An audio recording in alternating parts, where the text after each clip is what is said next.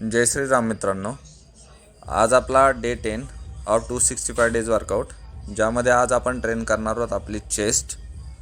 तर चेस्टमध्ये आपण घेतलेला आहे फ्लॅट बेंच प्रेस, त्याच्यानंतर आपण डिक्लाइन बेंच प्रेस घेतली आणि इन्क्लाइन बेंच प्रेस घेतली.